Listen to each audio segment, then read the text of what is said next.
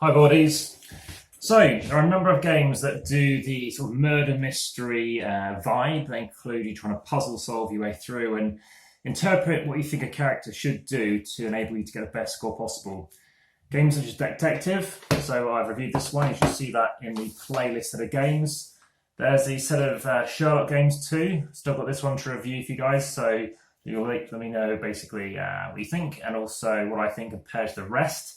This is a preview for one of these Undo games, so I reviewed quite a few already, 5 already, and now we're moving on to this one called Forbidden Knowledge. And Forbidden Knowledge, Weaving Fate in You.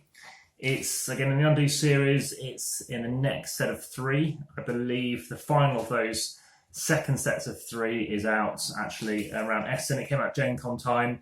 I haven't seen it yet. There's a promo one as well, but I'm not including that in that 6. It's kind of like that interim stage between them. And it's the same designers as before. It's Lucas Zach and Michael Palm. Same illustrator, it's Leah Frulich. And yeah, let's have a quick look and see what's inside. Again, please be aware that this is just a preview. You'll see no spoilers whatsoever, as you won't either in the full review, but just to let you know kind of what's inside. So, speculate, discuss and decide, and this is your next mission that leads you into the mythical world of H.P. Lovecraft.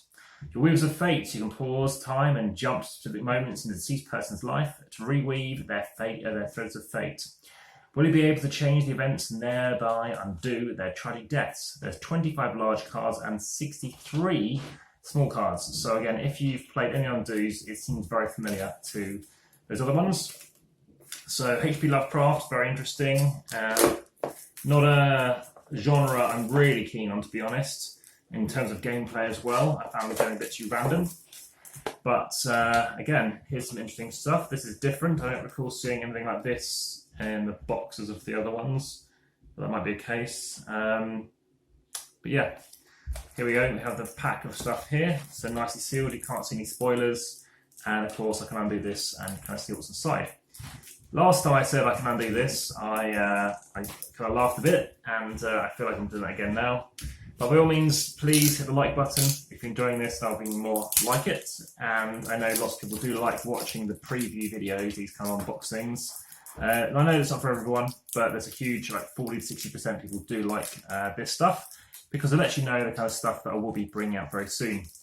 Additionally, hit the subscribe button if you haven't already. Check stuff first, and obviously comment first. And check the description as well to ensure that you're, everything's up to date. So there's the cards. So in this game, it's all around trying to improve someone's fate. If you think they're going to do something, that isn't necessarily what you should do because you haven't changed their fate. You're trying to think, okay, from what you've picked up, how can something improve and be bettered?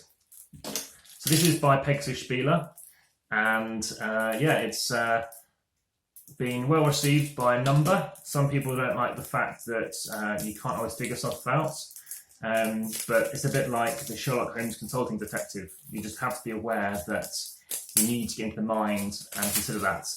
I personally am a fan. I really do enjoy these, and yeah, I look forward to seeing what comes along. So these cards at the beginning are always the rule cards. And then you're going to go into basically laying out of these cards, where do you want to jump back to in time? Typically back in time. So in this case, 50 million years ago, you can go back 31 years, 30 years. You've got a house near Arkham, very thematic if you like that kind of Lovecraft stuff. And it's typically card 12, which you end up having to reveal to see.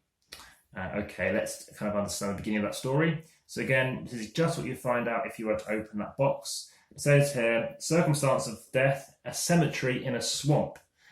July the 30th, 1923, 2:47 a.m. This is the card you can flip, and it'll be the same for everyone. So there's no spoilers. It's from then on. What you do may be very different to what I do. So in this case, a cemetery in the swamp. A man in his 20s is standing next to an open crypt, a horrified expression on his face. The meagre light of his lanterns reveals a set of stairs leading to the depths of the dark and foul-smelling crypt. Next to him are a backpack, a spade, and a portable telephone, whose wire, that's illuminated. So if you wish to, you can actually spend a token. You have 4 tokens of all these cards to understand a bit more about that location and what wire means in this case. Could be red herring, might not be very relevant. Whose wire leads down the stairs into darkness. Get out, push back the grave slab and run, cries a panicked voice through the receiver. I can't leave you, Harley, he answers in a trembling voice. His gaze shifts to the heavy grave slab they push aside. Harley, can you hear me? He screams. A cracking noise over the receiver makes him pause. Then a hollow, gelatinous, disembodied voice echoes through the receiver. You fool! Hardy is dead. The man begins laughing hysterically to protect his sanity. His heart stops and he drops down dead. So now you have to be thinking, well, all right, someone's died. They always die at the beginning.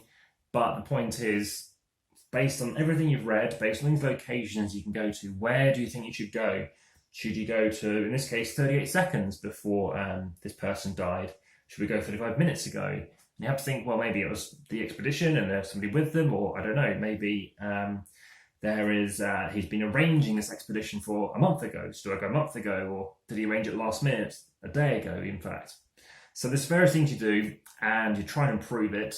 And each time you improve it, or you make it worse, you get positive and negative points.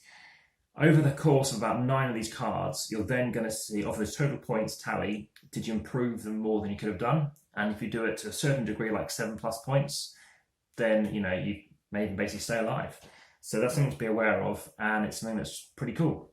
So there'll be a lot more in-depth detail about what I think, if I think it's better than the other ones, and where do I rank it amongst the other ones in due course. But today, it's just about me playing that game. So thanks very much for watching. Again, looking forward to the next one. Take care. Enjoy your day. Bye-bye for now.